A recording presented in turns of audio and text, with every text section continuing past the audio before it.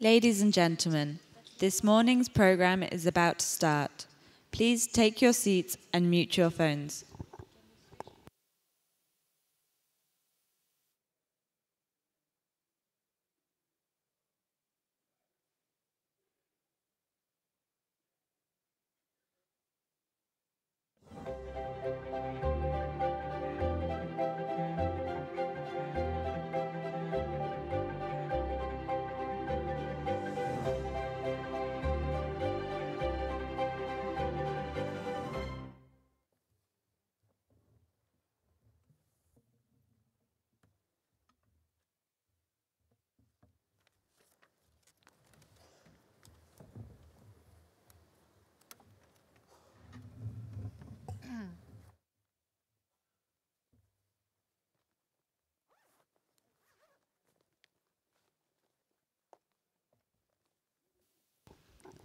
Ladies and gentlemen, please welcome to the stage Anton Pozniak, President-elect of the International AIDS Society, and Hailesus Getahan, TB, HIV, and Community Engagement Coordinator at the WHO, to announce this year's IAS TB HIV Research Prize winners.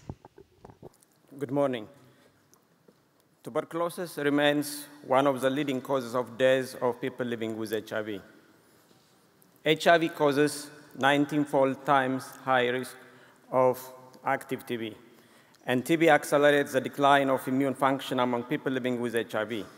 In 2015, there were 1.8 million people dying of TB, out of which 400,000 were people living with HIV. Between 2005 and 2015, implementation of the WHO collaborative TB-HIV activities saved an estimated 6.5 million lives, but much more needs to be done to achieve universal access to these life-saving measures and to eliminate HIV-associated TB.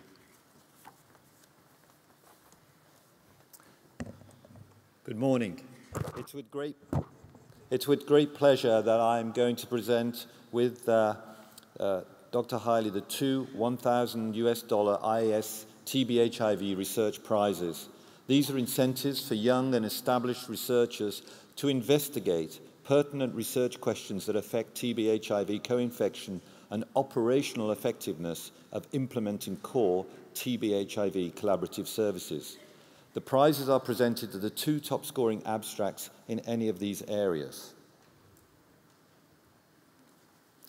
The 2017 TB/HIV Research Prizes are awarded to Sekai Chenai Matabiri of Zimbabwe for her abstract entitled Feasibility of Using Determined TB Lamb Test in HIV-Infected Adults in Programmatic Conditions, and Boris Chakunte Yungai of France for his abstract entitled Incidence of Tuberculosis in the First Year of Antiviral Treatment in West African HIV-Infected Adults. Please join us in congratulating their contributions to TB/HIV research.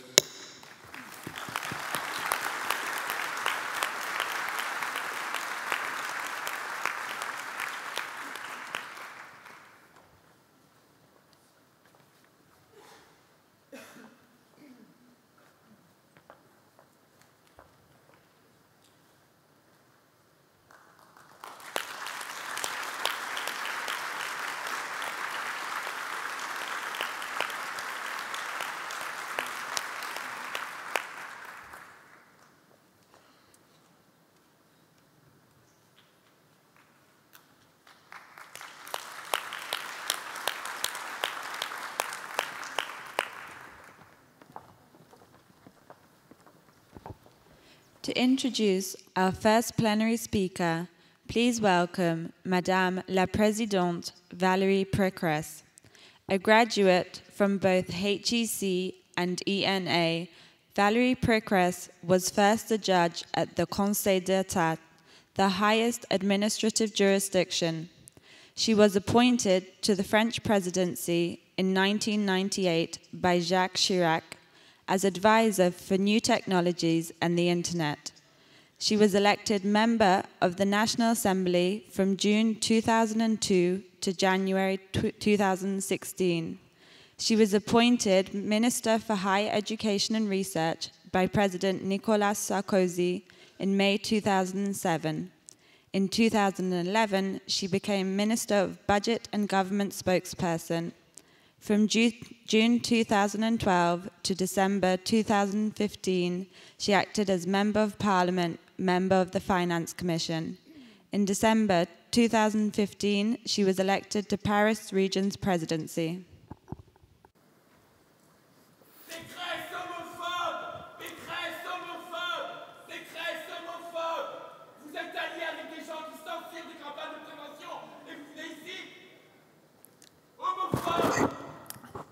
Merci, monsieur, de vous renseigner un petit peu plus sur l'action de la région en matière de lutte contre le sida, puisque nous venons de voter à l'unanimité la région Île-de-France sans sida avec un travail exceptionnel, notamment sur la fourniture d'autotests aux associations anti-VIH.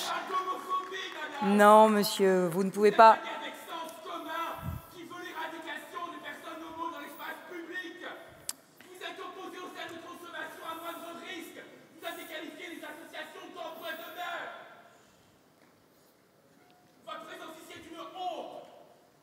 Écoutez, je suis une élève de Jacques Chirac et vous pouvez demander à Jean-Luc Romero, mon ambassadeur pour la lutte contre le sida, ce qu'il pense de l'action de la région. Et je crois malheureusement que la cause du sida n'est ni de droite ni de gauche, cher monsieur, et qu'elle nous concerne tous. Dear colleagues, ladies and gentlemen, I'm honored to be here today as the president of Paris region. I am delighted to welcome you in France, and especially in Paris. The IAS plenary session is a great and rare opportunity for science, leadership, and stakeholders to meet and make decisive progress in preventing and curing HIV. IAS is a milestone meeting for the global response to HIV, and you are the most powerful weapon against the disease. Here in the Paris region, we concentrate 42% of people who discovered their seropositivity, and near a third of people living with the HIV in France. This is one of the reasons why your cause is one of our regional priority. This is why I've been defending this cause for the past 20 years, and we have set for our region a goal to eradicate HIV. I am counting on measures for disease prevention, measures against discriminations, and last but not least, research. Note that all fields taken together, regions' budget for scientific research was increased by more than 20% this year. Yesterday evening, I had the opportunity to discuss with researchers, industrialists, and associations, because we need to all work together if we hope to overcome HIV. The 9th IAS session is an opportunity to show how much progress has been made, but also how much still lies ahead. Now, let me introduce Mr. Tazuku Honjo, Professor of Immunology and Genomic Medicine at Kyoto University and President of the Foundation for Biomedical Research and Innovation in Japan. Dear Mr. Honjo, you graduated from the Faculty of Medicine at Kyoto University in 1966. After obtaining your PhD in biochemistry, you spent 4 years in the United States as a postdoctoral fellow, first at the Carnegie Institution in Washington, and then at the National Institute of Health, where you initiated studies on immunoglobulin genes. Thanks to you and your research, 2 major groundbreaking discoveries have been made in the field of immunotherapy: the role of programmed cell death protein in the immune response, the activation-induced cytidine deaminase enzyme that is essential for class switch recombination. You have received numerous awards and honors for your pioneering work, including the Order of Culture from the Emperor of Japan, the Robert Koch Prize, and the Imperial Prize in the Japan Academy. You're also an honorary member of the American Association of Immunologists, a foreign associate of the National Academy of Science, a member of Leopoldina, the German Academy of Natural Scientists, and a member of the Japan Academy. Mr. Honjo, you have the floor. Thank you all for your attention.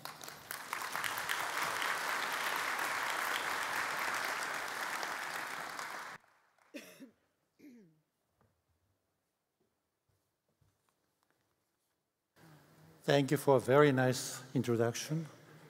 I'd like to express my sincere appreciation for inviting me to this International Congress of HIV, which I never attended. This is my first appearance in this meeting. I'd like to introduce you today how we encountered PD-1 and how we approached this molecule for the treatment of cancer. And hopefully, I'd like to convince you this protein might be also useful for treatment of HIV. The first time we encounter PD-1 is very accidental. The student, Ishida, was looking for the protein which is required for programmed cell death in thymus.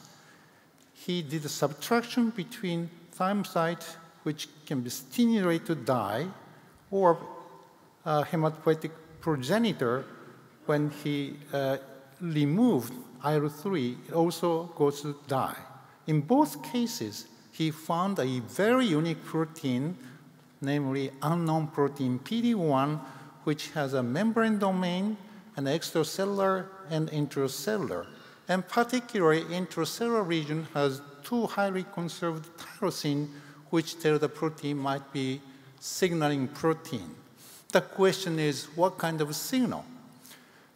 We knocked out this protein and found, in all cases, on different genetic background of the mice, C57 black, BALB/C, other NOD, MRL, all show different phenotype of autoimmune diseases. For example, black mice show nephritis, arthritis, white mouse show dilated cardiomyopathy, all clearly indicating that protein is responsible for suppression of immune system to avoid autoimmune diseases.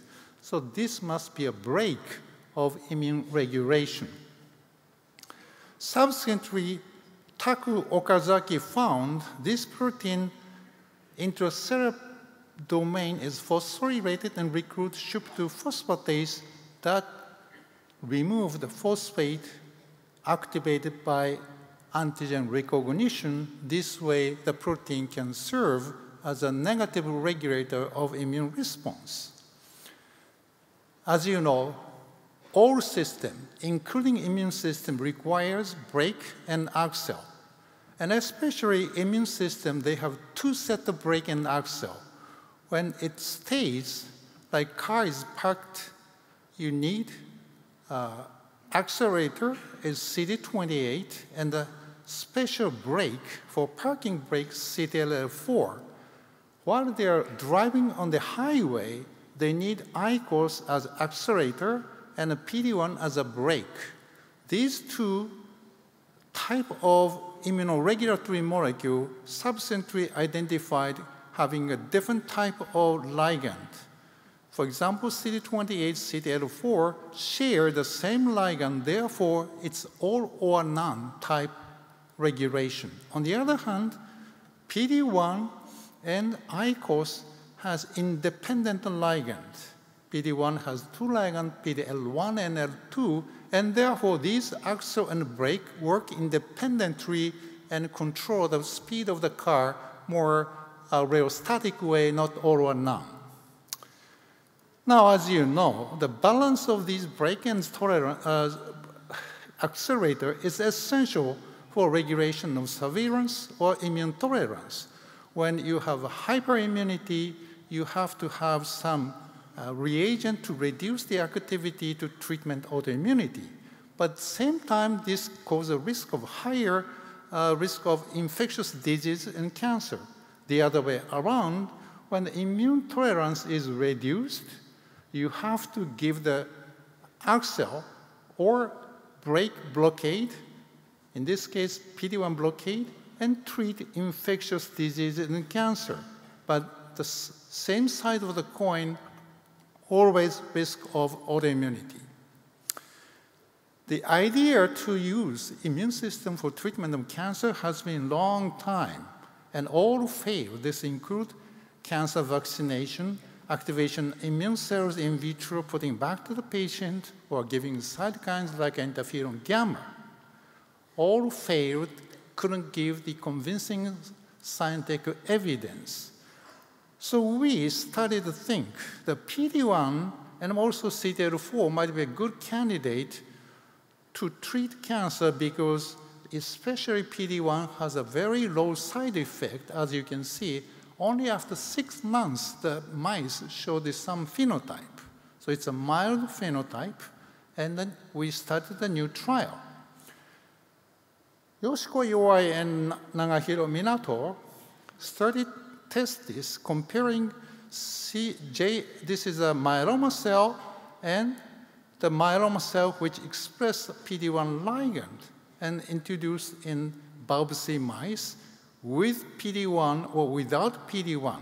You can clearly see the growth of tumor completely suppressed in the absence of PD-1, namely without a break, with strong immune system, the tumor growth is completely suppressed. The same thing happens when we treat the animal with antibody blocking PD-1 and its ligand interaction. Survival is also prolonged. So we decided to create human antibody, and fortunately Medalex, who had the patent and technology to make a human immunoglobulin in transgenic mice, it's called xenomice, and agreed to collaborate, and they made an antibody which has a very strong affinity and the reduced ADCC function. And this was quickly approved by FDA as an investigation new drug, and clinical trials started in the United States and Japan. In all cases, you have to remember, nobody believed in cancer immunotherapy. So the patient recruited almost to die. the very last terminal phase of the patient were recruited, and the cancer type were various: lung cancer, colon cancer, melanoma, renal cancer, and prostate cancer. And the rumors circulate the trial is giving good response, and clinical data was summarized in 2012. Topalian and Johns Hopkins group published data and showing on 296 patients with terminal stage cancers, complete remission or partial remission was observed. Especially melanoma patient, almost 30% of patients showed complete or partial response, and other lung cancer and renal cancer as well. And of course, there are some side effects which is related with this treatment, but this can be prevented if the clinician watch very carefully. The most striking observation from this study came from this chart. This is the size of tumor growing and reducing, and that this is the clinical phase 1 trial. The treatment was stopped after 6 months, and patient was observed later, and strikingly, 20 of 31 responders lasted the state more than a year and a half, indicating this short 6 months treatment enough to maintain the state over years. This durable response is very unusual, unprecedented for any type of cancer treatment so far. We also did some clinical trial in ovarian cancer, and one lady showed a very strong tumors in the peritoneal cavity, but fortunately, the treatment after 4 months completely removed, and the lady still survived. Most striking clinical data was randomized study of untreated melanoma patient with nivolumab and dacarbazine as a typical alkylating agent came and published 2014.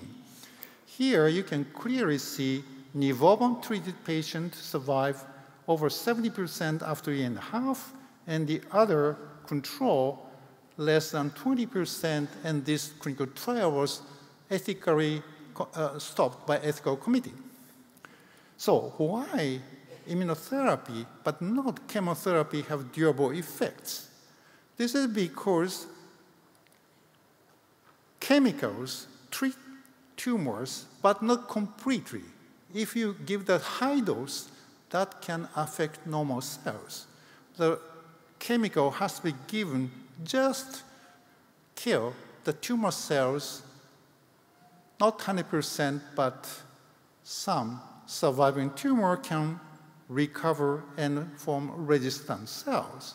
And this will be repeated and never ends. But in the case of immunotherapy, lymphocyte can recognize all mutants and attack them.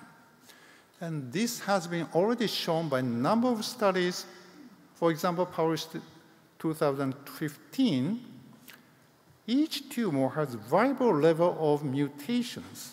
This axis shows coding mutation. So normally it's 0. So all tumors has either 10,000 times or even 100 times rate of the mutation frequency on the surface of each cancer cell. That can be recognized by tumor immune cells as enemy and can be detected.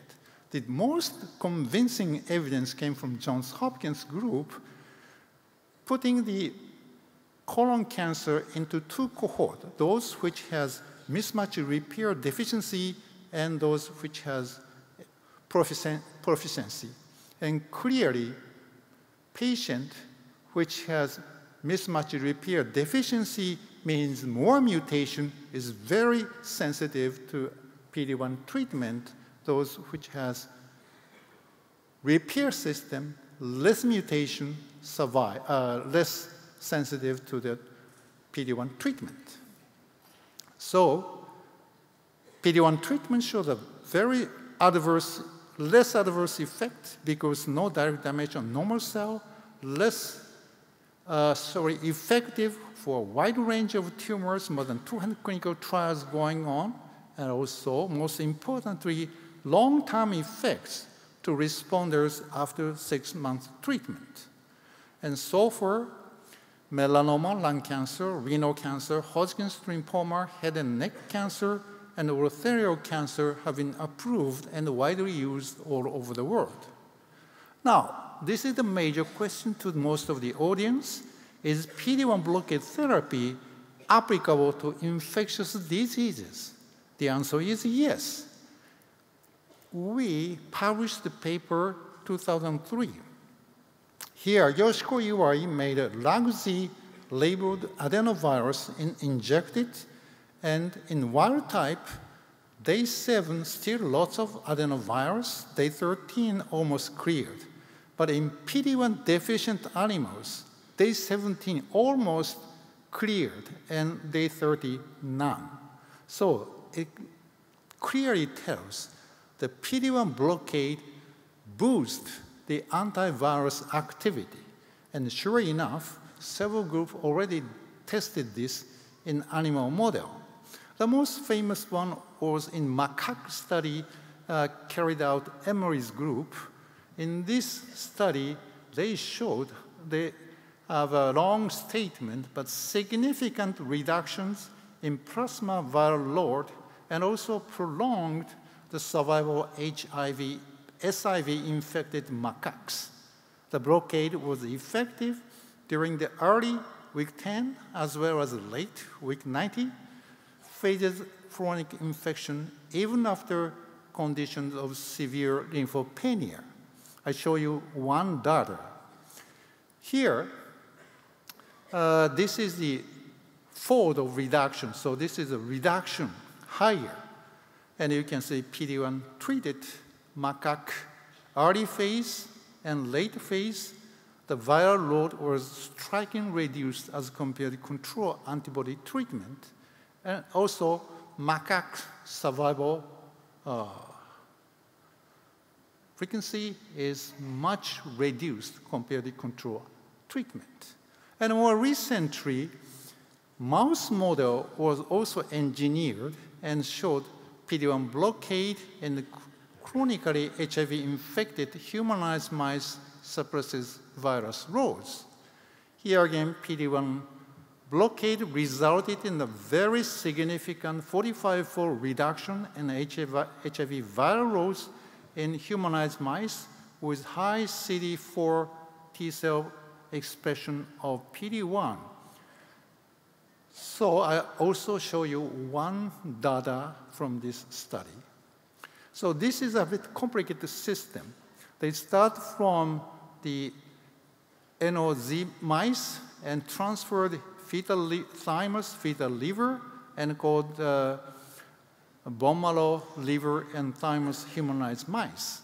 And they inject HIV and then serial blood analysis to monitor the titer of the virus, and then start injection of anti-PD-1 day 13 around a week or two, and then follow the blood sample. And the outcome is summarized here.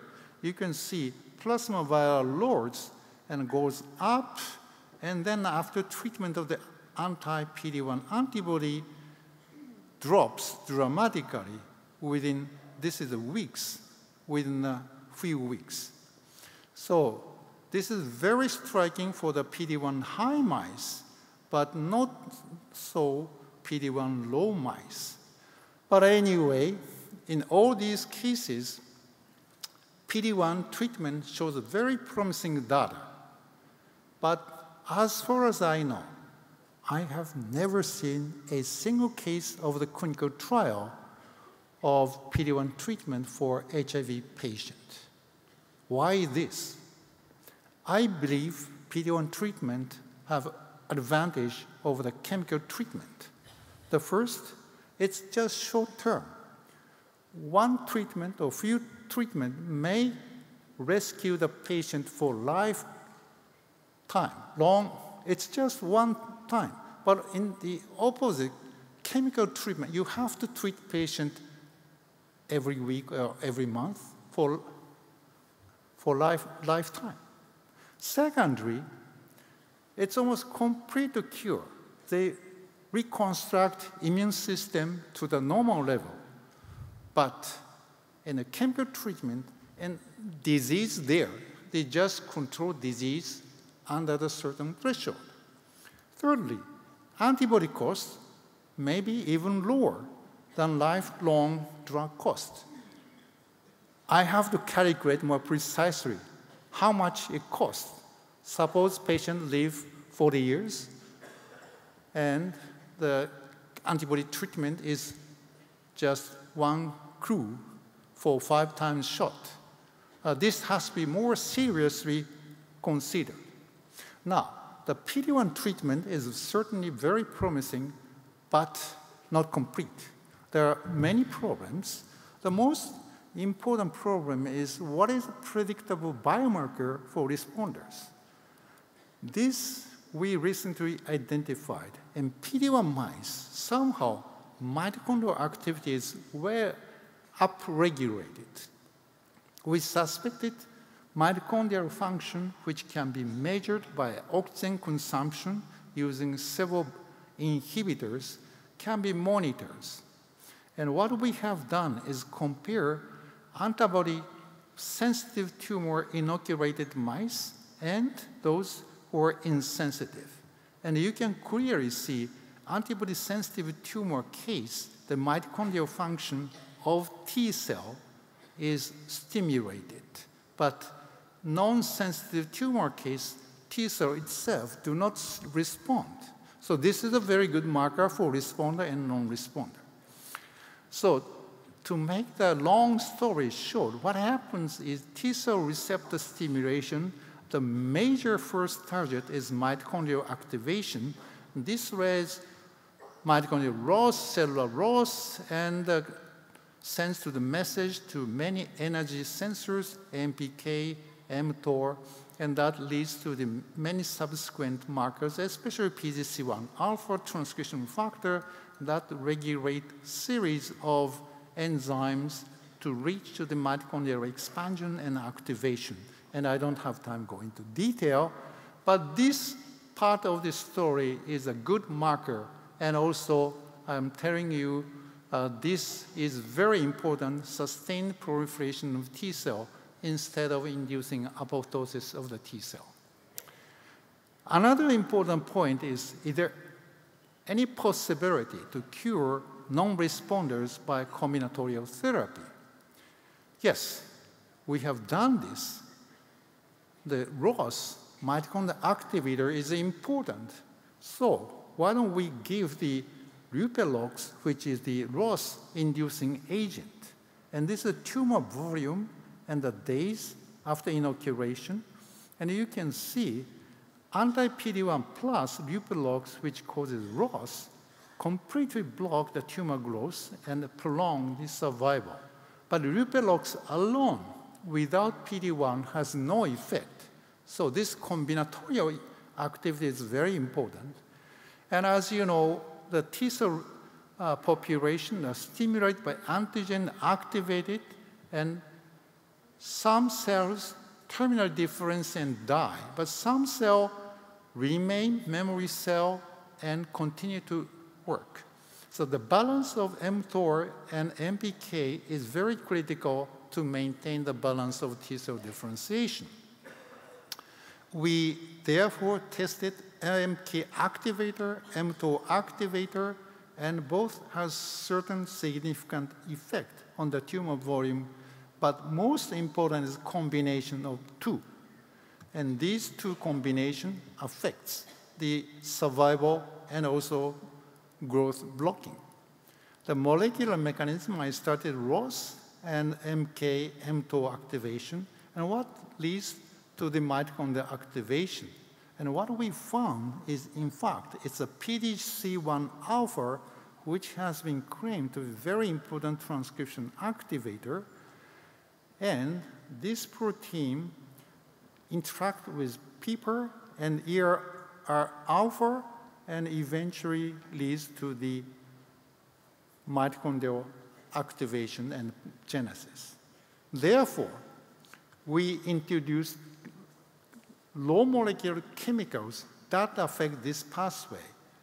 Bezafibrate, and you can clearly see bezafibrate alone has no effect on the tumor growth, but a combination of bezafibrate and anti-PD-1 further blocks this PD-1 treatment. Also true for the OTPATs, which is upstream of PGC1 alpha. So the conclusion is mitochondrial activation may be a good marker for immunotherapy effectiveness. PD-1 blockade combinatorial therapy using mitochondrial activators, especially PGC1 alpha activators, may be promising, and a clinical trial should be carried out, and actually we are doing now. This combination therapy may save more patients and cost, and may be also useful for HIV patients. Last year, Andy Cogan published an article in New Scientist saying we are at the point where we have discovered the cancer equivalent of penicillin. So this means penicillin itself couldn't cure all infectious diseases. It gave rise to a whole generation of antibiotics that changed medicine forever, consigning almost previously fatal infections to history. So, future prospect, I believe PD-1 is still a minor fraction of the cancer treatment, but in future it will grow, and eventually the most of the cancer can be treated as a first line by immunotherapy, and in most of the cases, cancer could be considered of the chronic diseases like HIV people consider now. I'd like to stress the acquired immunity evolved in vertebrates as a defense system against the pathogens. Consequently, the lifespan of vertebrates expanded dramatically. Cancer cells accumulate the mutation and express neoantigens, which can be fortunately recognized by acquired immunity. This is a very fortunate outcome of our acquired immunity. So, 20th century eradication of many infectious diseases by vaccination antibiotics, hopefully in 21st century chronic viral infections and cancer may be controlled by PD-1 blockade therapy and its improvement. I'd like to introduce my colleagues, Kenji Chamato, who pushed this combinatorial therapy together with Partha Shadru and Alok Kumar. I'd also thank many funding agencies supporting my research for a long time. Thank you for your attention.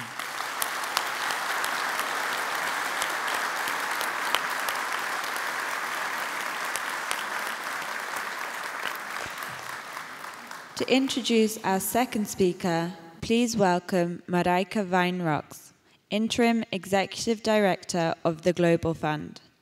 Marijke Wijnroks joined the Global Fund to fight AIDS, tuberculosis, and malaria as its Chief of Staff in 2013 and was recently appointed as its Interim Executive Director. Before joining the Global Fund, Marijke Wijnroks was Ambassador for HIV and AIDS and Deputy Director of the Social Development Department in the Ministry of Foreign Affairs in the Netherlands. Thank you and good morning. Thank you, Professor Anja. It was a fascinating and thought-provoking presentation, and it illustrates how important it is to bring different disciplines together so that we can learn from the findings in other fields of research. Really fascinating. It's now my great pleasure to introduce our second speaker of Wednesday's plenary session, Professor Alexandra Calmy from my village Geneva in Switzerland. Professor Calmy is an associate professor and head of the HIV and AIDS unit at the Geneva University Hospital. Her research interest is in the public health and humanitarian responses to HIV and AIDS, specifically the provision of antiretroviral therapy and the management of side effects in resource-limited settings. Professor Calmy worked as a medical doctor with Médecins Sans Frontières in Cambodia in 1996 and has supported MSF's HIV and AIDS work for over 10 years. She's a member of the WHO working groups on the writing and implementation of guidelines related to treatment of HIV in developing countries since 2001. Professor Calmy is the head of the CSS6 committee at the ANRS, the French National Agency for Research on AIDS and Viral Hepatitis. She's a member of the scientific board of the Swiss HIV study cohort and the Federal Commission for Sexual Health in Switzerland. Alexandra Calmy is also a reviewer for numerous well-recognized medical journals and has published herself over 100 articles in peer-reviewed medical journals. She's a medical doctor, trained in internal medicine and infectious diseases from the University of Geneva. Professor Calmy also holds a PhD in clinical research on HIV and AIDS from the University of New South Wales. And Alexandra Calmy is going to talk about antiretroviral therapy and beyond. Alexandra, the floor is yours.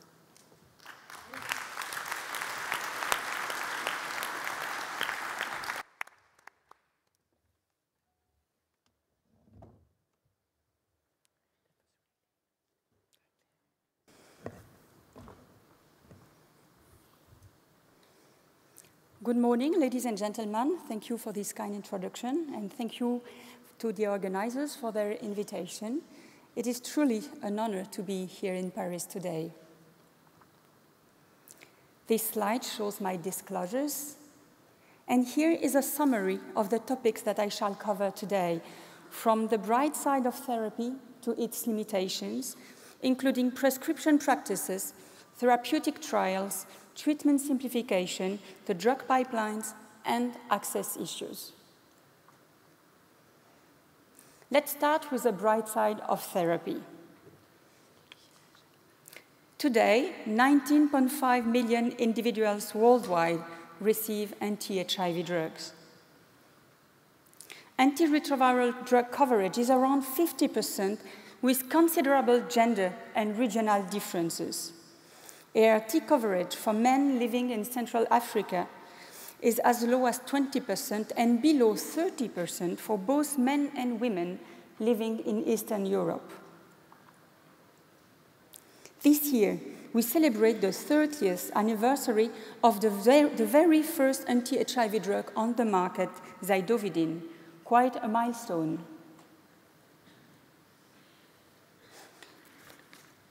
During the past 3 decades, the knowledge of HIV molecular biology has allowed the development of more than 30 drugs targeting distinct mechanisms. At present, ART are categorized into 6 different classes. In 2017, the once-daily formulation of raltegravir and the generic version of Truvada have both been cleared by the FDA. New fixed-dose combinations, including the Runavir and Bictegravir, are currently submitted. The efficacy and the access to antiretroviral drugs translated into a dramatic impact of HIV response on life expectancy, even in countries strongly affected by the AIDS epidemic. And indeed, we have experienced major changes in prescription practices over the last 3 to 5 years.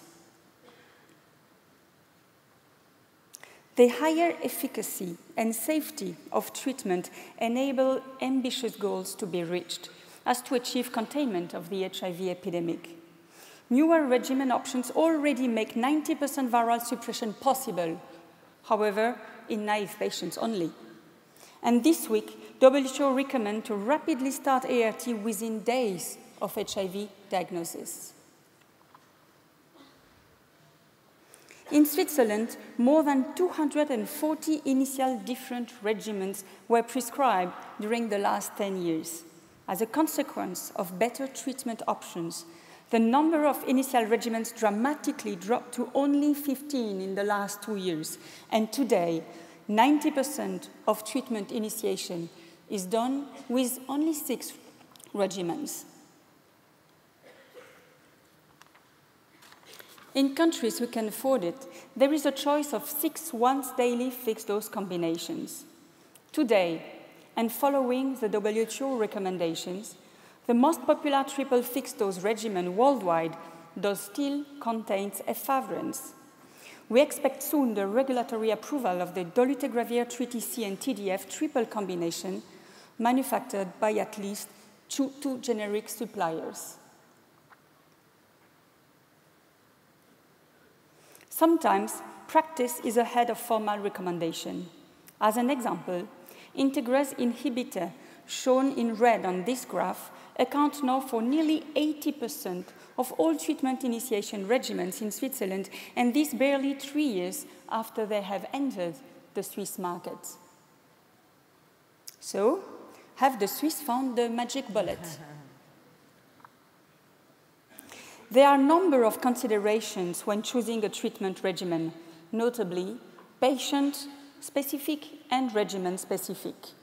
This may include comorbidities, previous ART exposure, but also regimen cost or the barrier to resistance. With this specification in mind, how are we going to reconcile mass treatment and treatment individualization? That is the challenging role for guideline experts and for clinicians. Here we compare preferred in green and alternative in yellow first-line options among a choice of recommendations from the US, Europe, France, and WHO.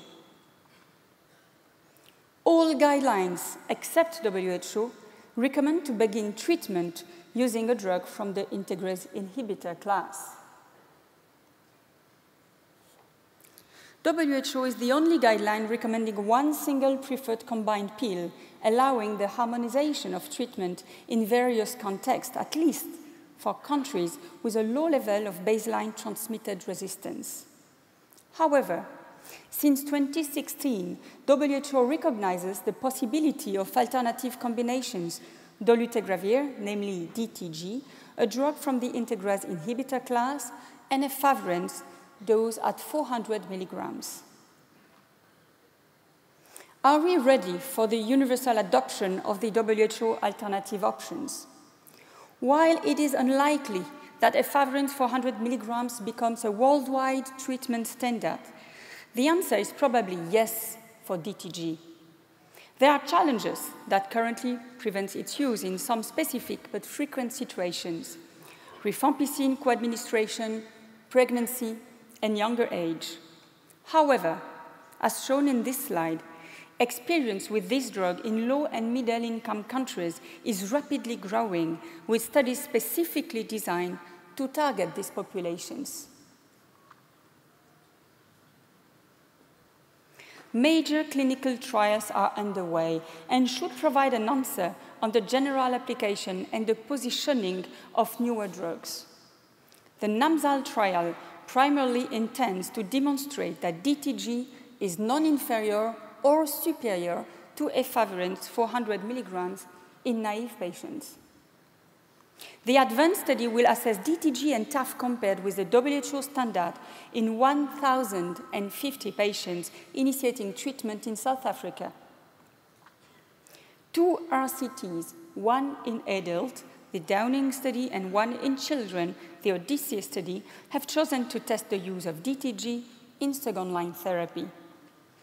The Downing study, presented yesterday at this conference, was prematurely stopped as the DTG arm performed better when compared to the WHO-recommended boosted lopinavir.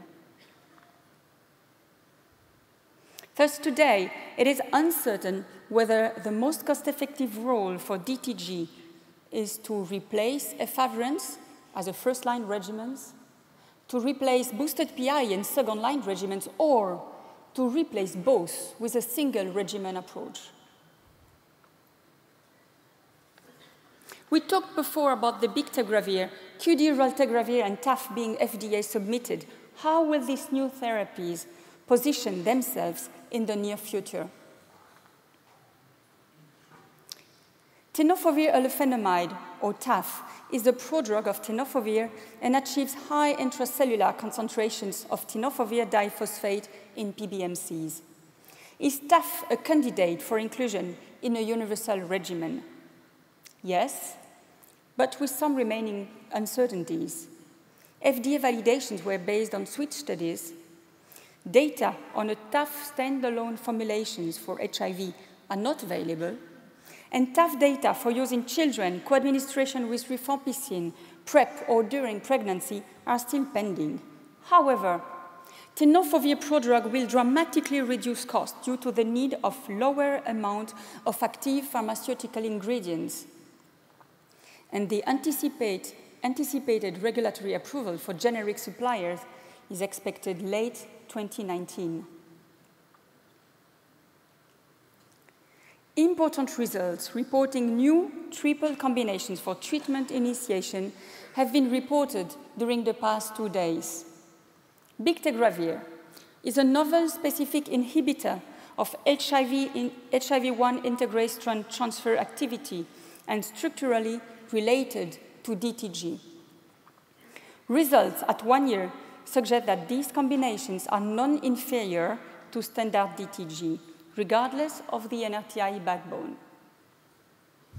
Doravirine, a next-generation NRTI, was proven non-inferior to efavirenz at 48 weeks. Finally, QD raltegravir matches the results of the twice-daily dosage of this drug. Of note, women represent less than 20% of participants in all these trials. We are not yet ready to use these molecules as part of a universal regimen. Let's now have a look beyond therapeutic trial. By design, therapeutic trials do not allow for population generalization and are limited in their duration. They are performed in selected population and extreme age group, if I may say, such as adolescent or elderly, and patients with comorbidities are generally excluded from eligibility criteria. Thus, the importance of large community observational cohorts need here to be emphasized. Gender considerations for HIV research need also to be addressed. Pregnancy, reservoir size, response to treatment, hormonal adaptation, drug-drug interactions, contraception are all key issues, and despite this, and as already mentioned, women represent less than 20% of participants in ARV studies. If RCTs are considered to be gold standard when assessing a new drug, symptomatic adverse events occurring in trials may differ when the drug is offered in a non-selected population. The number of patients discontinuing DTG in pivotal trials was negligible. Interestingly, in cohort studies, the estimated rates of neuropsychiatric adverse events leading to DTG discontinuation reached 7% at 2 years. In real life, some individuals are very creative to use drug side effects to their own advantage. Anecdotal reports have surfaced concerning misuse of the HIV antiretroviral medication. Efavirenz is crushed, mixed with other ingredients, and inhaled for its psychoactive effect. Combivir can be used for breast enlargement, and ritonavir is well known to prolong the effect of ecstasy or Viagra. Adverse events are reported to the sponsor by investigators, but the voice of patients reporting drug safety is often missing.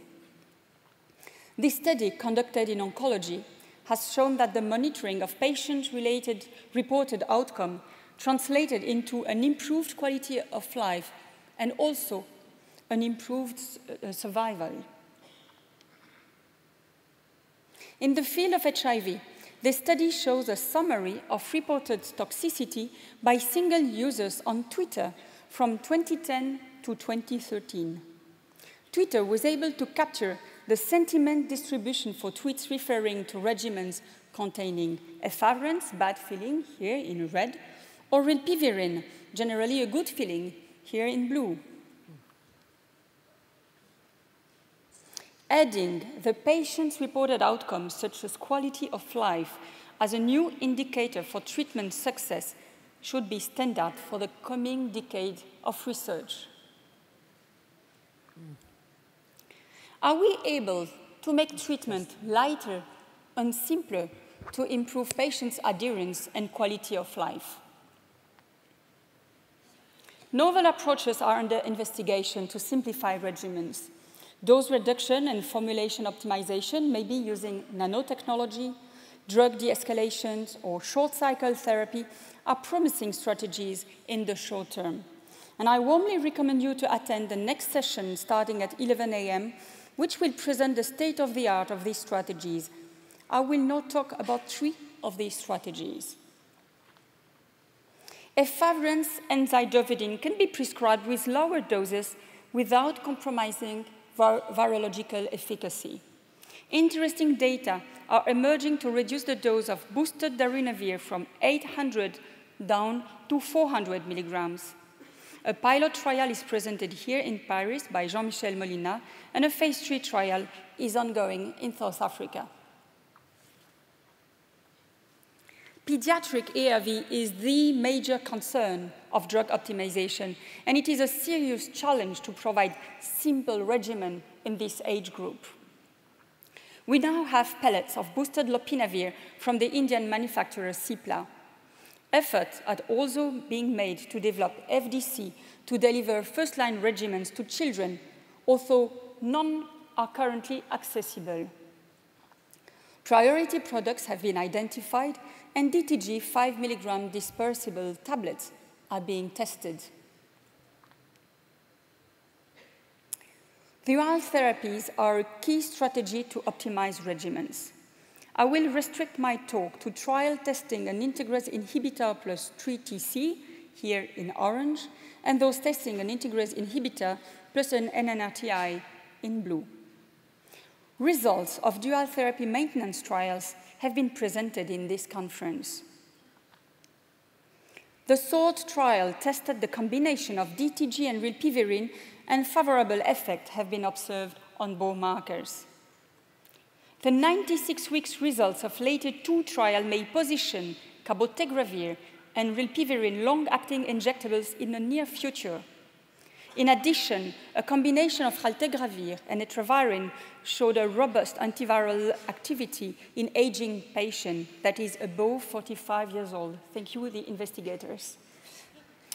Non-randomized pilot trials testing DTG and 3TC also showed promising results, but larger randomized trials are expected within the next 2 years. Yet, simplified regimens are not universal. Long-term efficacy and toxicity remain a concern, especially in patients previously exposed to ART. So yes, we do need new drugs, and we do need new formulations. There are at least 2 constraints for drug developers. Guidelines help to choose among the best few combinations, and combinations are more efficient in preventing viral rebound. As a result, many of the large manufacturers have withdrawn from HIV research, thus allowing the concentration of new conventional ART in a only handful of manufacturers. This slide shows the HIV pipeline in clinical evaluation with the aim of viral suppression. Long-acting drugs, regardless of their administration route, represent more than 50% of this pipeline, and they will be evaluated for both treatment and prevention.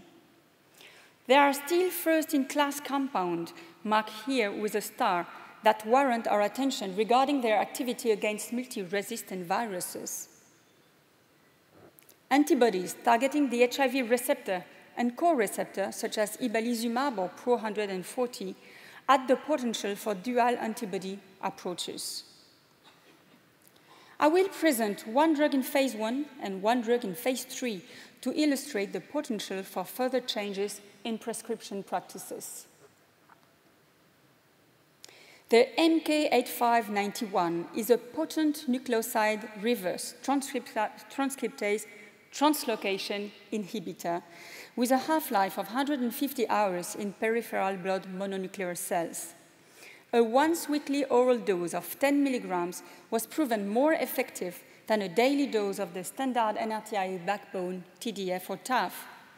There is an interesting potential for a long-acting formulation, maybe using implant. Fostensavir is an attachment inhibitor acting at the entry point of the virus in the cell. This first-in-class compound has now reached phase 3 and may provide the additional tool needed by ART multi-experienced patients.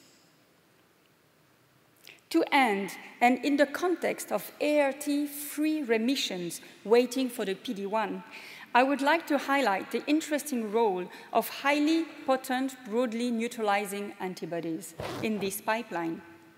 Crowell et al. Have shown yesterday that administering broadly neutralizing antibodies to virally suppressed, early treated volunteers was associated with a slightly delayed rebound of HIV viral load after their interruption of ART. Although the results were not clinically significant, why is it worth exploring this field further? First, it provides the basis for future studies with combination bNAbs, more potent. And second, they have the potential as immunotherapy similar to the rationale of cancer immunotherapy. The paradigm is therefore changing. Formulations with smaller pill, less frequent dosing, long-acting compounds, and stronger resistant profiles are underway, with the potential of being cheaper and more accessible. Compounds from new classes are all expected to work for people with multiple drug-resistant HIV. And finally, biological remain a challenge, and combinations are made possible or will be made possible by a rich pipeline. This now brings me to a key issue: access to antiretroviral treatment, and this is not an option. The WHO treat-all recommendation is now implemented in 122 countries. In the absence of vaccine, antiretrovirals remain the cornerstone of HIV management at individual and public health level, as treatment is prevention, and we know this since nearly 10 years now with the Swiss statement issued in 2008. Access to drugs means access to care. Two treatment cascades are shown here. On the left, the cascade of 11 European countries, including France, a country known for a free and universal access to care, approaching the UNAIDS 1990 targets well ahead 2020. On the right, the cascade of adolescents living in South Africa. Only 10% of this age group is reported with viral suppression.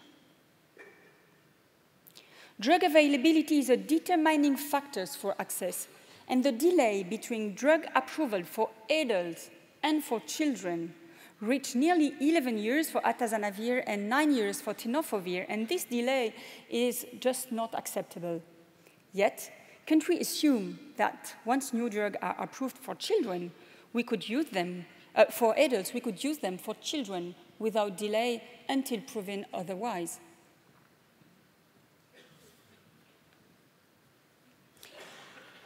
In the next 3 years, nearly $4.2 billion of ARV requirements may remain unfunded.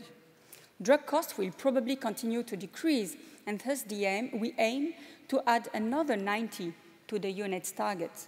$90 per year per patient should be an achievable target within a year to treat HIV with newer drugs, to treat hepatitis B, and to treat hepatitis C. With the transition from efavirenz to DTG in large countries such as Brazil and Kenya, mechanisms to improve access to generic drugs is indispensable. The medicine patent pool has negotiated licenses that will allow to expand the geographical scope of innovative fixed-dose combination, such as TDF, 3TC, and DTG, shown here, or even bictegravir, as currently in negotiations. But antiretrovirals, even in the best situation, and even at low cost, cannot do everything. First, ARVs do not cure HIV. Early ARV prescription limits the reservoir size. Strategies to reduce the size of the reservoir include render cells HIV resistant, enhance the immune response, or flush out the reservoir and remove the infected cells, the so-called shock and kill strategy. Second, ARVs extend life expectancy but do not erase the differences in health inequity. For example, in Switzerland, HIV-positive individuals with a higher education reach the level of life expectancy of the general population, but not patients with lower level of education. Third, ARVs do not induce smoking cessation, and tobacco use is a cause of mortality and morbidity even greater than HIV-related factors in patients on efficient ART.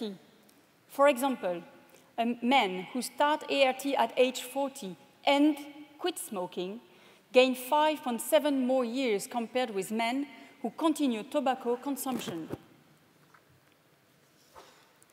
In 2016 at CROI, Gerald Friedland said, "From the outset, the epidemic was diverse and involved populations that were vulnerable, that were marginalized, and somehow the virus had this unique and diabolic way of finding them." This is still true.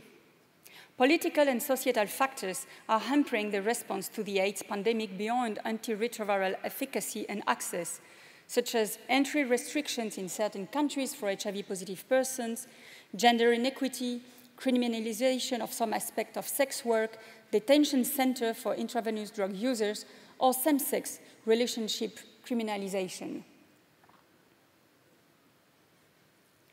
To conclude, and this will be my take-home message, we have never been so close from a universal regimen. We do have arguments to challenge the continuous and lifelong use of oral conventional triple therapy, or penicillin. Newer drugs with new mechanisms of action and child-adapted formulations will meet the need for improved regimens. A menu of options may be beneficial to a patient-centered approach, as for contraception. Academic-led research should be supported to provide long-term data to improve access to care and quality of life and to reduce social inequities. Beyond antiretrovirals, there are still many outstanding challenges to achieve a generation without fear of AIDS. And I would like to acknowledge the many colleagues and friends who contributed to this presentation: Béatrice Grinstein, Jean-François Delfrécy, Bernard Hirschel, Fabrice Bonnet, Marco Victoria, the HIV unit in my hospital in Geneva, Laurent Kaiser, Malek, and many others that I really would like to thank today. And merci pour votre attention.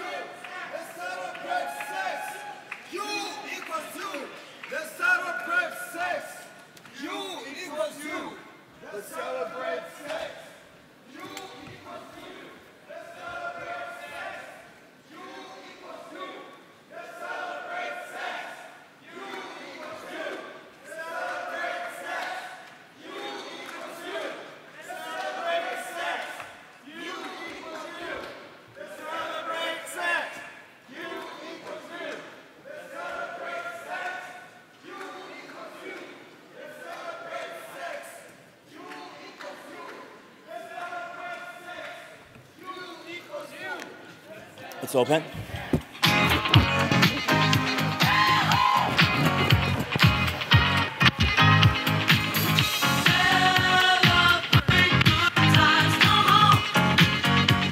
It's a celebration.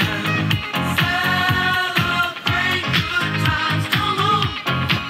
Let's celebrate. There's a party going on. Hello everyone, my name is Arda. I'm a proud Turkish heterosexual man. 7 years ago, on my 28th birthday, I learned that I was POS. Being HIV positive in Eastern Europe and Central Asia region is not easy. We are very conservative about sex, and HIV is heavily stigmatized. But learning about U equals U has changed that for me. My girlfriend and I no longer have to worry about passing the virus on to her. I can even consider the possibility of being a father someday without putting my baby's mother at risk.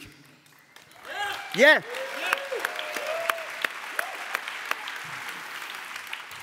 So now that we know that undetectable equals untransmittable, we need even more to demand access to HIV treatment for everyone. We need access to regular viral load testing so that we can be confident that the virus is durably suppressed. Young men like myself have sex. We need to know that we should get tested and go on treatment right away. This will not only improve our health, but it will ensure that we are protecting the people we love. So, treatment access for everyone. Celebrate sex!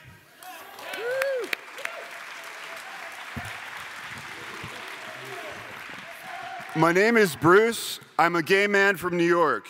When I was diagnosed in 2003, I was terrified I was going to pass on the virus to someone I love. I delayed treatment for 7 years because I couldn't bear the thought of taking pills every morning that would remind me that I was infectious every morning. It wasn't until 2012, after I had finally started treatment and I was virally suppressed, that my doctor told me I could not transmit the virus to anyone else. At first, I was elated, but then I became outraged. Why aren't we being told this? Why isn't everyone living with HIV hearing about this? There are too many gatekeepers who don't trust us with the information. Too many clinicians and service providers believe that because we are living with HIV, we can't be responsible. They decide who can and cannot be trusted, often filtered through intersecting stigma and prejudice and bias. We need all of you to find ways, please, to tell your patients, the people with whom you work, and the whole world that U equals you. Follow the science, not stigma. Trust people living with HIV.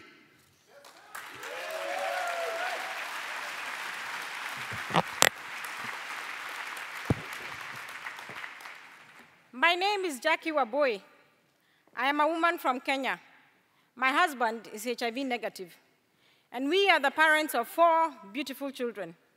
I found out I was HIV positive in the year 2004.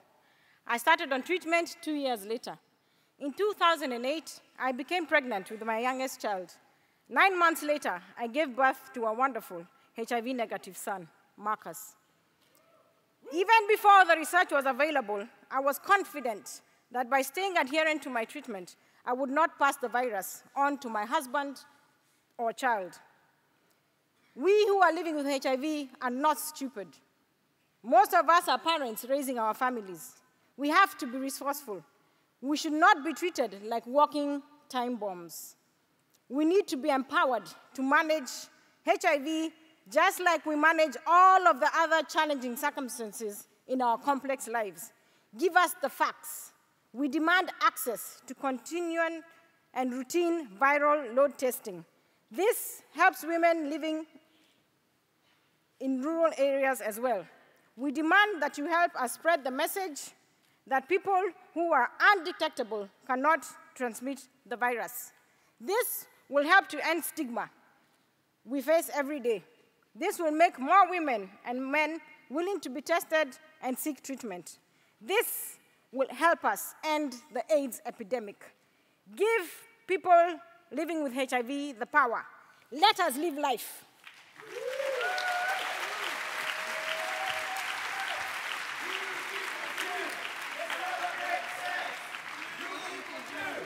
Celebrate sex. You equals you. Let's celebrate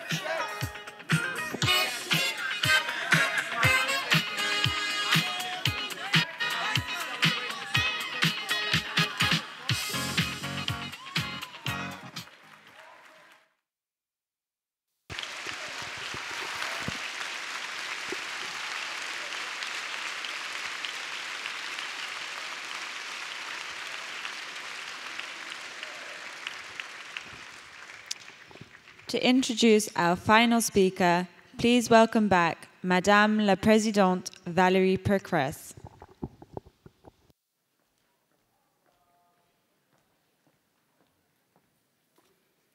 Thank you. I would like to thank the UNU initiative for reminding us that the fight against AIDS is not only about prevention, but also about the fight on serophobia and also on ignorance. Thank you.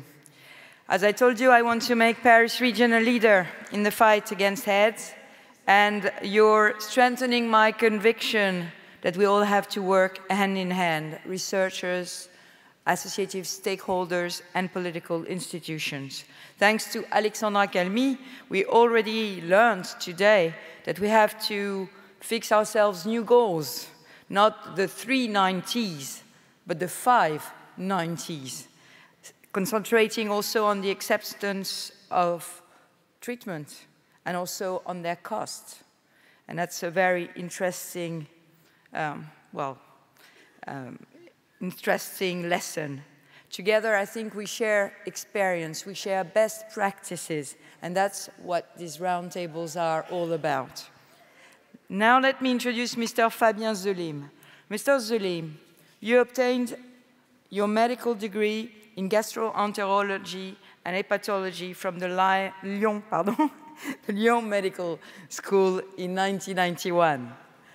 You also hold a PhD in molecular and cellular biology, and you were a postdoctoral researcher at the Fox Chase Cancer Center. As a professor of medicine, you have been teaching at Lyon 1 University since 1997, and you're currently the medical director of the hepatology department at the Hospice Civil of Lyon, and the scientific director of the Department of Immunology and Virology at the Cancer Research Institute of Lyon-INSERM, where you lead the team on antiviral therapy for viral hepatitis.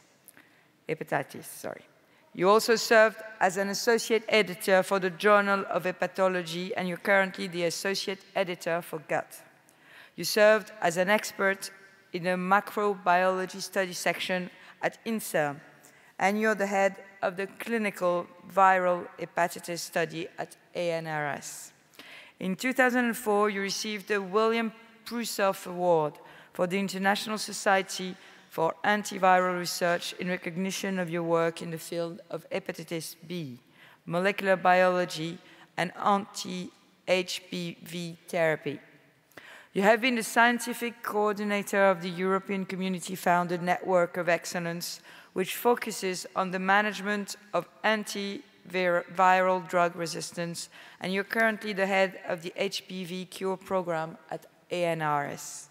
Mr. Zelim, you're a recognized expert in the field of viral hepatitis and antiviral therapy, and I'm very honored that you are here today with us, and I will tell everybody that I'm very delighted and proud today to see you all in Paris and in its region, and to make us the capital city for HIV and AIDS research in 2017. I wish you an excellent meeting and a nice stay in our beautiful region. Thank you.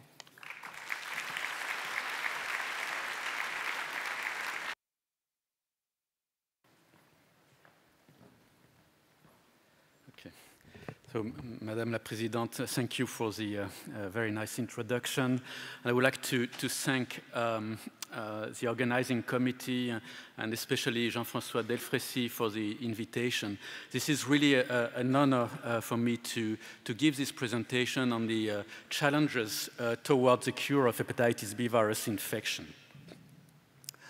As you all know, chronic hepatitis B remains a major public health problem because despite the availability of an efficient vaccine, this is the most prevalent chronic viral infection worldwide, with more than 200 million chronic carriers, and out of them only 2 million are treated. So this is much different from the HIV situation. Chronic HBV infection is the leading cause of hepatocellular carcinoma, which is also the second cause of cancer deaths worldwide. So there is a clear need for research to eliminate HBV infection and HBV-related diseases. And here we have two main strategies that may rely on a more efficient vaccine coverage worldwide and an improvement in the antiviral treatment strategies. So as of today, we have very efficient drugs, which are mainly nucleoside analogs to treat chronic HBV infections. But these drugs induce viral suppression. So viral suppression can be achieved in the majority of patients, whatever the stage of the liver disease. And this was shown to be associated to a decreased inflammation and liver fibrosis in the liver, and to a decreased incidence of liver cancer. But this risk is not fully eliminated, and this is a major challenge here.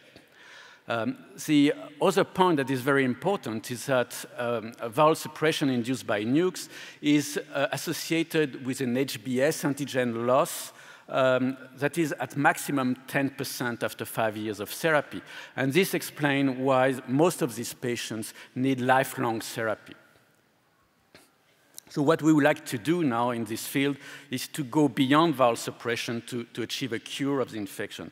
And for this, we will need novel molecular entities that will be able to achieve a cure of the infection with a finite duration treatment that will be based either on direct antiviral agents or immunomodulatory strategies or their combination. With the hope that with a short-term treatment, we will be able to treat more patients and will have more efficiency in the prevention of liver cancer. So to achieve this, we had to work on which endpoint we would like to achieve to guide clinical trials. So there was a major international workshop that we organized with EASL and ASLD, the European and the American liver societies, last fall in Washington, D.C., with the regulatory agencies to define these endpoints. So we like to go beyond viral suppression that is already achieved by nucleoside analogs. And we came to an agreement to define several levels of a cure of infection after treatment cessation. So the first level is a partial cure where HBs antigen level will be lower and will be maintained low after treatment cessation. The next level is a functional cure where we would obtain an HBs antigen loss which would be associated with the persistence of the viral mini-chromosome, the so-called CCC DNA, in the liver of the patients, as well as integrated viral sequences. The next level of cure would be a complete cure, where HBs antigen loss would be associated with the disappearance of CCC DNA, but the persistence of integrated viral DNA. In that situation, there would be no risk of reactivation from CCC DNA. And the Holy Grail and most optimistic definition would be a sterilizing cure, where not only HBs antigen would be lost, but also all the intrahepatic viral form in that situation. But this is really something very optimistic. And today, the most realistic endpoint to guide clinical trial is to achieve a functional cure of the infection. So to achieve the cure of infection, we will have to develop new antivirals and immunotherapeutic approaches, and we will need to have different pathways that will be complementary. And this will go from drug discovery to the identification of biomarker to accompany clinical trials. And obviously, access to care will have to be improved, especially in countries where HBV infection is highly endemic, such as Southeastern Asia, Sub-Saharan Africa, and part of Latin America. So now to achieve this, we needed to have a better knowledge of the mechanism of viral persistence. And we gained a lot of information in the past 10 years. And there are mainly two different types of mechanisms, the virus-specific ones and the immune parts. Regarding the viral-specific mechanism, the main one is the persistence of this covalently closed circular DNA, cccDNA, the viral mini-chromosome, within infected cells, which is responsible for the chronicity of the infection, and which leads to the production of viral proteins and viral antigens that lead to liver tolerance and HBV persistence. In chronically infected patients, we know that most of these patients have defective immune responses. And these defective immune responses are based on inefficient innate responses, defective B-cell response, and defective CD8 positive cells. So we learned a lot on these different aspects, and we are now in a position where we could identify new targets to try to combat the virus. And you see here a picture of the pathobiology of chronic HBV infection, just to show you that this is not only a simple thing with an infection of an hepatocyte, but this has to take into account all the liver microenvironment. And thanks to this research effort that I just described you, we have now identified novel viral targets that include viral entry, the viral mini-chromosome, the polymerase, obviously, capsid assembly, the targeting of the viral RNA and export of the virus. And besides the viral targets, there are immunotherapeutic approaches that are being developed, either trying to boost the innate immunity or the adaptive immunity, and I will come back to this in a few moments. You see here, this is a very complex disease, and there are major challenges if we want to achieve a cure of the infection. So I've tried to pick some of the challenges that we'll need to overcome to achieve a cure of infection. One of the clinical challenges is the identification of novel biomarkers, because we need more efficient biomarkers to predict the cure of infection during clinical trials, and also biomarker to ascertain the mode of action of novel drugs.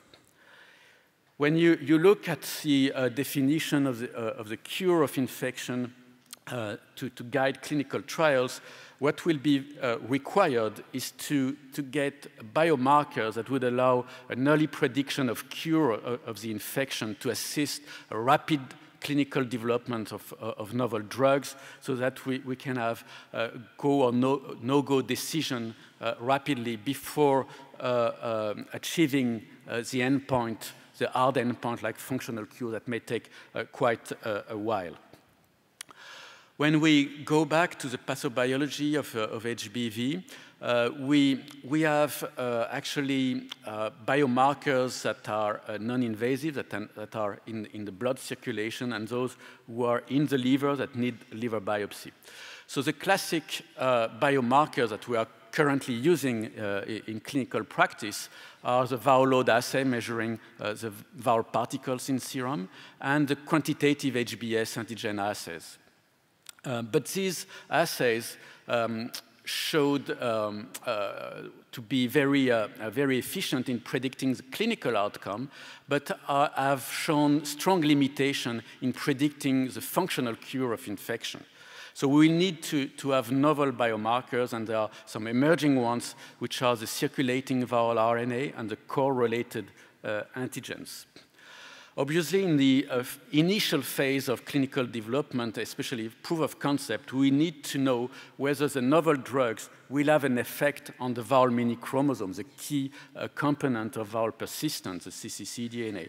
And there are a major efforts to standardize technologies to study cccDNA, and the first one was actually launched by the ANRS in France, and which was followed by Germany, and now an international working group. So we just give you a couple of examples with drugs that we are using now. So nucleoside analogs that block viral reverse transcription, block the viral load, so decrease viral load in serum of our patients, but they have no effect on, for instance, on circulating viral RNA. When you look at the novel drugs, family of drugs, the capsid assembly modulators, due to their mode of action, they prevent viral DNA release from infected cells, so a decrease in viral load, but also a decrease in circulating viral RNA and in core-related antigen in serum. But they would have no effect on HBs antigen. So, but if we came with really new drugs targeting cccDNA, we would affect most of these markers. So here, with the development of novel biomarkers, we would be in a situation where we could differentiate the mode of action of the novel drug and assess their clinical efficacy. The second challenge which we had to face was to have study models for drug discovery. And we had really major breakthroughs in the past 5 years.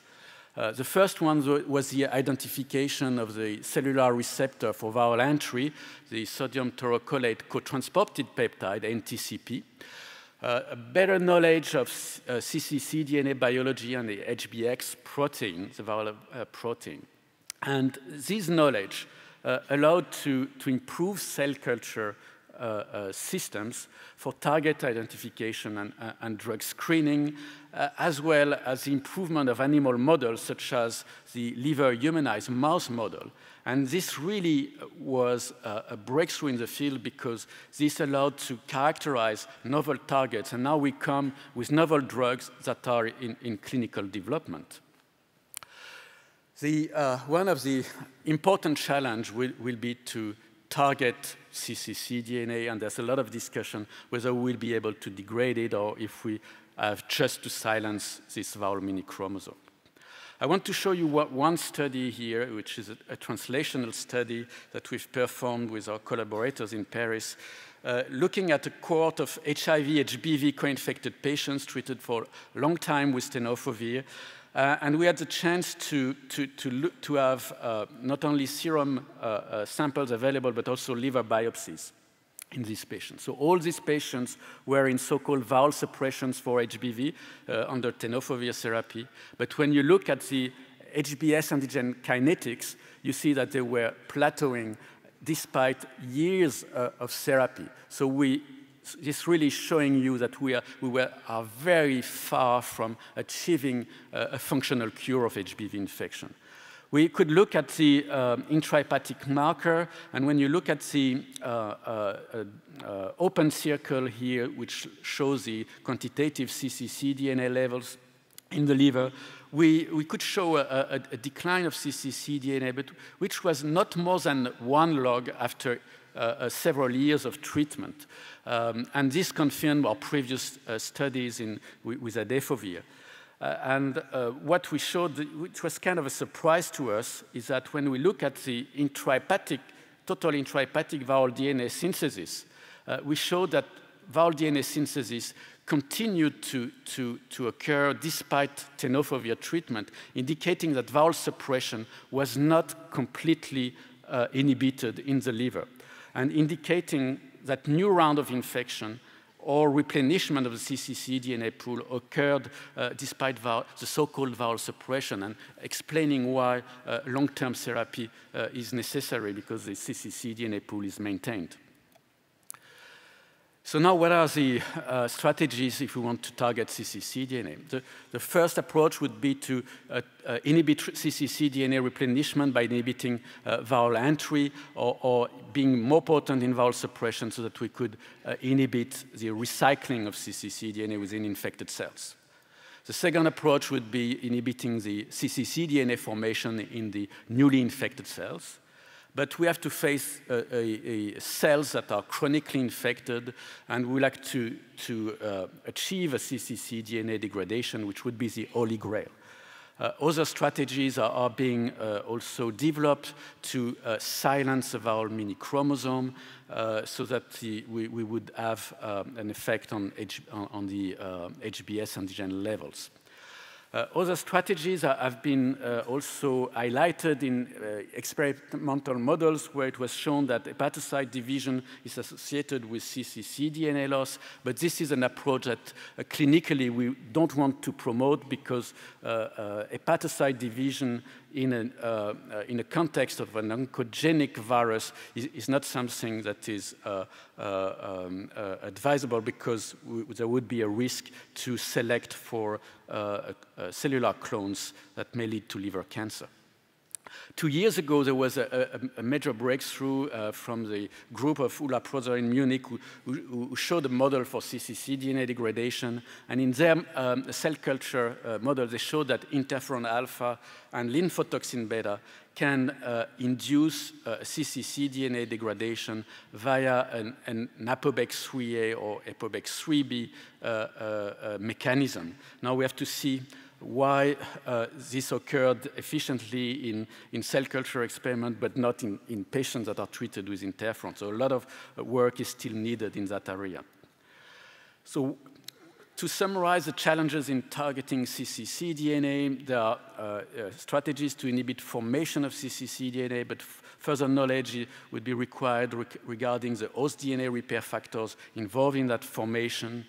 Regarding the epigenetic control of cccDNA, we need to develop virus-specific mechanism and mainly drugs targeting the HBX protein.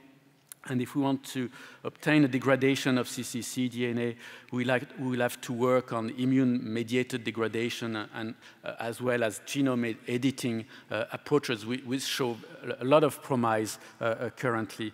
And we'll have to see in the near future how we can deal with all these issues. Now there are new classes of drugs that are coming along in clinical development. The first one is the capsid assembly modulators. These drugs inhibit viral replication by interfering with nucleocapsid assembly and interfering with the cccDNA recycling within infected cells. But they may have also added mode of action by interfering with the function of the core protein in infected cells, which may lead to restoration of host innate immunity and cccDNA silencing. But for these two modes of action, we still need to have confirmation from experimental models. Different classes of capsid assembly modulators are being developed. There are heteroaryl dipyrimidine derivatives and phenylpropanamide derivatives. There's a lot of drugs, as you can see here, that are being evaluated in experimental models as well as in clinical trials. Now they are entering phase 1B or even phase 2A studies. And just for sake of time, I will just show you one example, which was the first one to enter clinical evaluation. It was a capsid assembly modulator from Novira.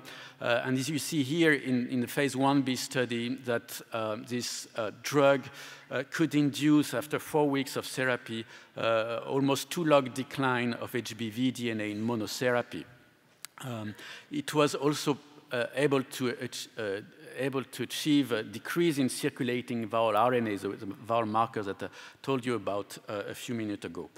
And now there are a lot of trials with this drug and all competitors, actually, to combine these drugs with nucleoside analogs or interferon or a triple combination. And we'll see results in the next few months in the next Congress. There are also strategies to target HBS antigen. Why targeting HBS antigens? Because HBS clearance is an endpoint of therapy, and because it was discussed for a long time that decline in HBS antigen level may restore the antiviral activity of exhausted T cells, so that we could get an immune control of the infection as well. So there are several strategies in evaluation: RNA interference, nucleic acid polymers, HBS antibodies, and I will just show you one example with the siRNA approach. And you see here that an example of a siRNA clinical trial, here phase 2 study, where patients were under valve suppression with entecavir and received a single dose of this siRNA. And you see here in this HBe positive patients a very sharp decline of HBs antigen after just one dose, which was never seen before with whatever drug we had. But what is intriguing was that in the E antigen negative patients, the HBs antigen level were plateauing. And this was shown also to be confirmed in chimpanzee, and the company had to go back and study what was the mechanism for that. And they showed that actually the siRNA efficacy was impaired by integration. So they had to redesign their siRNA to have target sequences upstream of the integration site. So there are also other considerations that are being addressed with siRNA, but the main one will be to know whether the suppression of HBs antigen level will result in restoration of immune responses, or whether we will need to combine with new therapeutic approach, immunotherapeutic approaches. And for that, we'll need to know better the mechanism of T-cell exhaustion and see whether this may lead to eradication or just a control of the infection. So there were major findings in the past 5 years in the immunopathology of the infection. The group of Antonio Bertoletti in Singapore showed really interesting data that challenged the concept of immune tolerance. They showed that in the so-called immune tolerant patients that T-cell functions were preserved. So this is opening completely new avenues for the management of these patients on the clinical point of view, but also for clinical trials. Our group has also shown that in chronically infected patients, innate immunity genes are repressed in the liver of patients, which may lead to novel immunotherapeutic approaches. A very recent study published in Nature Medicine by Carlo Ferrari showed the mechanism of exhaustion in the HBV-specific CD8 T cells, and they showed that these exhausted cells have mitochondrial dysfunction, and this actually is something reminiscent to what Professor Anjo said earlier on for cancer. So what do we want to do in terms of restoration of antiviral immunity? There are strategies to boost innate immunity, to produce intrahepatic cytokine, or to improve intrahepatic cytokine delivery. There are strategies to boost the adaptive immunity by blocking inhibitory signals or inducing T cells with therapeutic vaccine, or even engineering T cells. So I will just show you a couple of examples that, from clinical experience.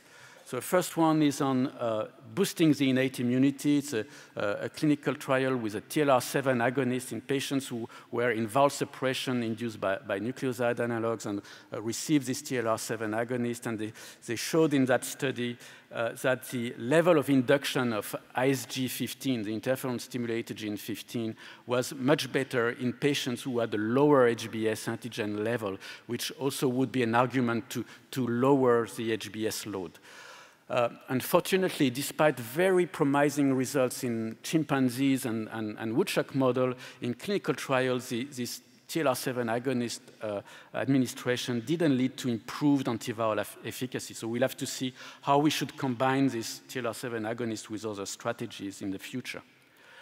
PD-1 blockade. So you heard about it earlier on, and there was a very nice study from the group of Carlo Ferrari, again, looking ex vivo at the restoration of T-cell function with T cells coming either from the liver or from the blood of the infected patient. And they showed that with PD-1 inhibitors, you can really restore T-cell function.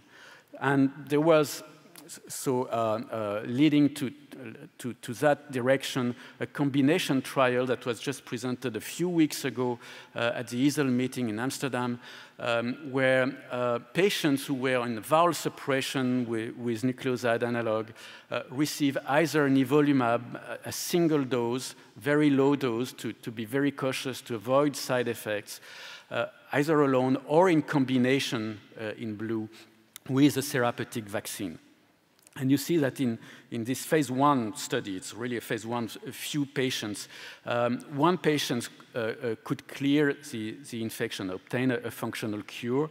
And you see that in the combination arm, there was a trend for a better decline of HBs antigen levels, but we have to now work on the dose of nivolumab and the number of administration and see whether we can improve these results.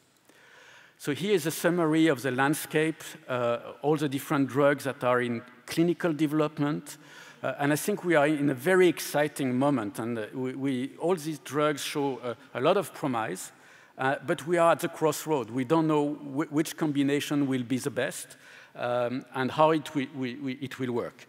So we have to see whether with much better antiviral treatments, we will be able to restore the intrinsic antiviral immunity, or whether we will have to combine antivirals and immunotherapeutic approaches to achieve a functional cure in more patients. Having said that, I think knowing the field and knowing all the efforts that are being made worldwide on the academic side, industrial side, and the involvement of stakeholders, I think HBV cure will be an attainable goal within the next decade. And thanks to international HBV cure program, and I have to mention here that ANRS was a pioneer here because we started in France 4 years ago, this program, and this was followed by many others in Germany, and now in the international coalition to eliminate HBV, the ICE HBV coalition. I believe that we will be able to achieve this goal in a reasonable amount of time. And I would like to conclude by acknowledging my collaborators at the liver unit and in the research lab, especially Massimo Levrero, David Durantel, Barbara Testoni, and Julie Lucifora, who contributed a lot in their work and in the data that are presented today. And I would like to thank for your attention, and also all the sponsors, including ANRS and others in France. Thank you.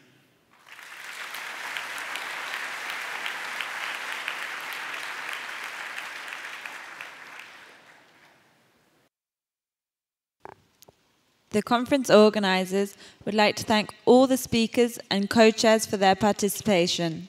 The plenary session is now over. We wish you all an excellent day at the IAS 2017 conference. As you leave the room, please remember to return your headsets at the door or give them to one of our volunteers. Thank you for your cooperation.